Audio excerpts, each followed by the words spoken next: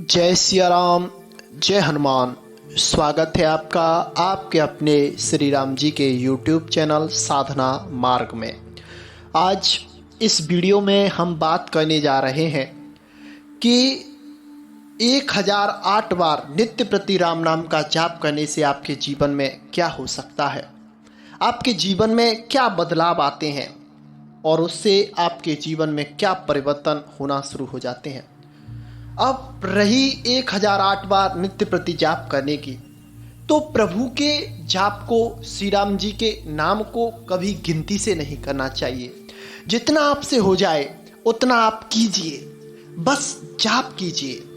जो भी आगे होगा वो प्रभु संभाल लेंगे और जो भी होने वाला होगा उसे भी प्रभु संभाल लेंगे, और जो भी आपके साथ होगा वो आपके हित के लिए, आपके उत्थान के लिए और आपके जीवन में उन्नति के लिए ही प्रभु कृपा से होगा। सब कुछ प्रभु श्री राम जी पर छोड़कर आप राम नाम का जाप कीजिए, तो आपके जीवन में उन्नति आएगी और आपके जीवन में आपको सार्थकता प्राप्त हो जाएगी। अब हम आपको इस विषय बिंदु को स्पष्ट तरीके से समझाने की कोशिश करते हैं एक घटना के माध्यम से।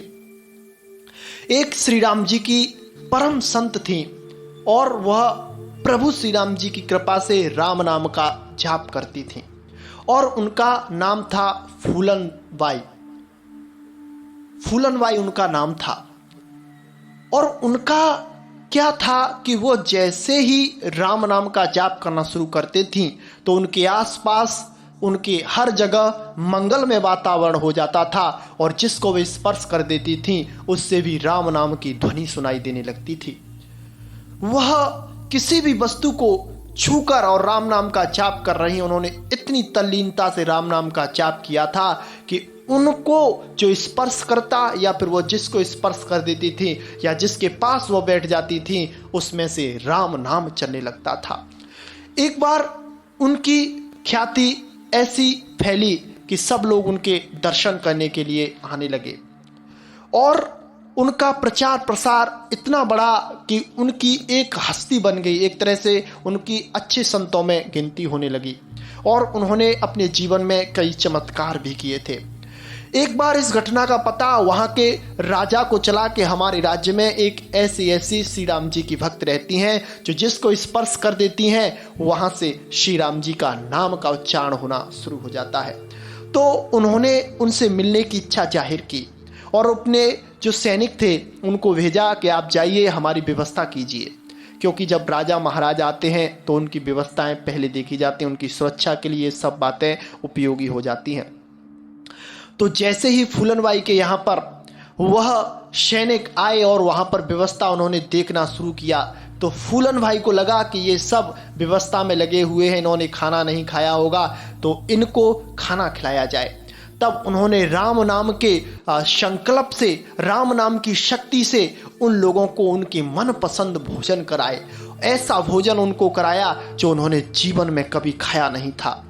और वह आनंद से वहाँ पर रह रहे थे। और महाराज के आने का भी समय हो गया था और कुछ सैनिक वहाँ पर भोजन कर रहे थे। जैसे ही महाराज वहाँ पर आए और उन्होंने देखा कि हमारे सैनिक भोजन कर रहे हैं और ये संत इनके पास कुछ है नहीं, एक छोटी सी कुटिया में रहती हैं, इतनी बड़ी व्यवस्था इन्होंने कैसे संभाली, तो उनका फिर और भी उनके प्रति भाव जागृत हो गया और वह उनके चरणों में जाकर गिरे और उन्होंने कहा कि आप हमारे साथ हमारे महल में चलिए और हमारी जो रानियां हैं वह विषय आसक्त हैं, वह संसार में फंसी हुई हैं, आप उनको राम नाम का उपदेश कर दीजिए जिससे कि उनके भी जीवन का उत्थान हो जाए।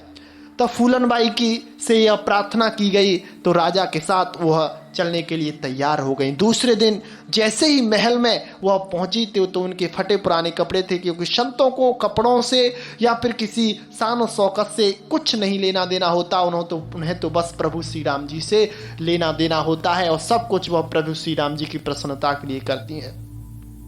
जैसे ही वो महल में प्रवेश कर रही थी तो वहां की जो रानियां थी उनको देखकर मुस्कुराने लगी, सभी उनका मजाक उड़ाने लगी और फूलनबाई समझ गई कि मेरा उपहास कर रही हैं, ये मुझे गलत समझ रही हैं और यह मेरे मेरे लिए श्रद्धा से नहीं भरी हुई हैं, बल्कि माया से इनकी बुद्धि मोहित हो गई है और यह मुझको समझ नहीं पा रही, राम नाम की कृपा को समझ नहीं पा रही। जैसे ही फूलनबाई महल में प्रवेश किया और उन्होंने रानियों की तरफ देखा, तो जैसे ही वह हंस रही थी तो उन्होंने एक शब्द में, एक वाणी में अमोघ शब्द उन्होंने कहा कि आप जो लोग हैं वह मुझे देखकर हंस रहे हैं, और आपने जो श्रृंगार किया हुआ है, महंगे महंगे आपने जेवरात पहने हैं, सोने के आभूषण पहने हुए हैं, अरे इस शरीर को आपने सजा रखा है जो कि मरणासन्न है, इसको एक ना एक दिन या तो मिट्टी में दफन हो जाना है, या फिर अग्नि में जल जाना है, या फिर इसको किसी ऐसी जगह पर फेंक देना है जहां पर इसके बहुत बुरी हालियत होती है। वही बात आ जाती है, अष्ट देह मम चर्म में तामे ऐसी प्रीत, जो कची होती राम में तो होते ना बहवीत। ये हमारे तुलसीदास जी से